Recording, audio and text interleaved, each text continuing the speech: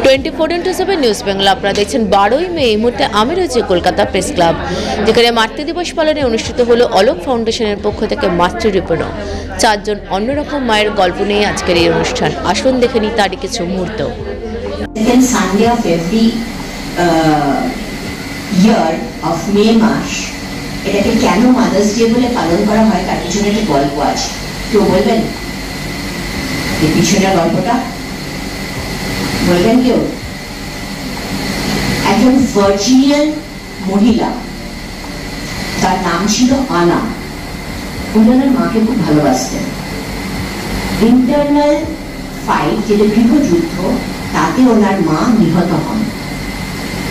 এটা 1903 সালের ঘটনা।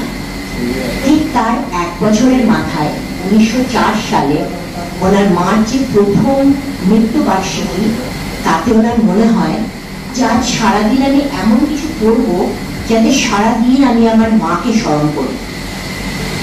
সেইটাই ছিল সেকেন্ড সানডে অফ মে। তারপর থেকে প্রতি বছর second Sunday of May government declare করে অ্যাজ মাদার্স ডে।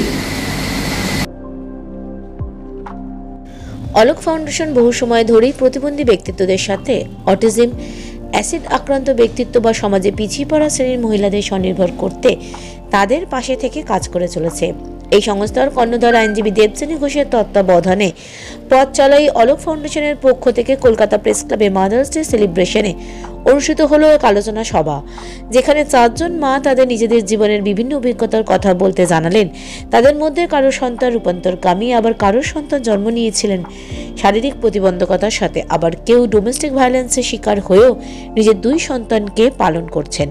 তারা তাদের মাতৃত্বের যে পথ অতিক্রম করেছেন তার অভিজ্ঞতাই তুলে ধরলেন এদিনের অনুষ্ঠানে। মাতৃদিবস উপলক্ষে এই ধরনের ব্যতিক্রমী মাদের সম্মান জানাতেই অলোক ফাউন্ডেশনের এহানো উদ্যোগ অনুষ্ঠিত হলো মাতৃরূপণ। এখানে চেষ্টা করেছি যে একটু অন্যরকম মায়েদের নিয়ে আসতে, যেমন একজন অটিস্টিক বাচ্চার মা, ট্রান্সজেন্ডারের মা, ডোমেস্টিক ভায়োলেন্স, বাপের বাড়ি শ্বশুর বাড়ি থেকে প্রচণ্ডভাবে নির্যাতিত সেরম একজন মা, এবং একজন ক্যান্সার আক্রান্ত স্পেশাল চাইল্ড, মানে মা ক্যান্সার আক্রান্ত, বাচ্চা স্পেশাল চাইল্ড, সেরকম একজন মা। তো এই 4 জন মাকে আমরা আরও আনতে পারতাম, কিন্তু 1 ঘন্টার অনুষ্ঠান কুলোতো না। আমি চেয়েছিলাম যে এনারা একটু মন খুলে কথা বলুন, এবং সেই 4 জন মা আমার সাথে রয়েছেন। একটু 1 মিনিট করে যদি আপনারা 4 জনে একটু আপনাদের যে জার্নিটা শেয়ার করলেন, যদি 1-1.5 মিনিটের মধ্যে প্লিজ একটু এখানে শেয়ার করেন, ভালো হয়।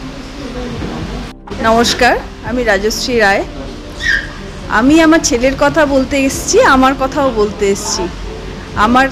আমি ক্যান্সার আক্রান্ত হয়েছিলাম 2 বছর আগে, কিন্তু এই সময়টাই আমার ছেলের বোর্ডের পরীক্ষা থাকে। কিভাবে ছেলেকে আমি সমস্ত দিক থেকে গাইড করতে পেরেছি, নিজের প্রতিকূলতাকে দূরে সরিয়ে রেখে, সেই গল্পই আমি আজকে করতে এসেছিলাম। নমস্কার। আমি একজন ট্রান্সজেন্ডারের মা। অভিরূপ থেকে অভিরূপে হওয়া জার্নিটা আমাদের সমাজে খুব একটা সহজ ছিল না, কিন্তু আমি সারা জীবন যেটা ঠিক এবং সত্যি, আমি সবসময় তার পক্ষে থেকেছি। আজও আমি তার পক্ষে। সেই সত্যের শক্তিতেই আমি আমার লড়াই করে আমার ছেলেকে ভালো রেখেছি। মানে ও যেরমভাবে বাঁচতে চায় সেরমভাবে বাঁচুক। আর সকল মায়েদের বলি, যারা 9 মাস শুধু সন্তান ধারণ করেছেন তারাই শুধু মা না, নারী জন্মেই মা হয়। নারী যখন জন্মায় তখনই তিনি মা। নারীর মধ্যে যে স্নেহ, মায়া, মমতা, ভালোবাসা, যে সন্তানকে আগলে রাখা, শুধু মানুষ বলে নয়, সমগ্র পৃথিবীতে মা কথাটা অত্যন্ত ছোট, কিন্তু ব্যাপ্তিটা সারা পৃথিবী জুড়ে। যে সে প্রাণী হোক আর মানুষই হোক, মা ইজ মা। মা যে কোনো লড়াইতে যদি সন্তানের পাশে থাকে, তাহলে সন্তান যেভাবেই হোক উঠে দাঁড়াবে। আমি সবাইকে চাই সব মায়েরা এরমভাবে যুদ্ধ করুক।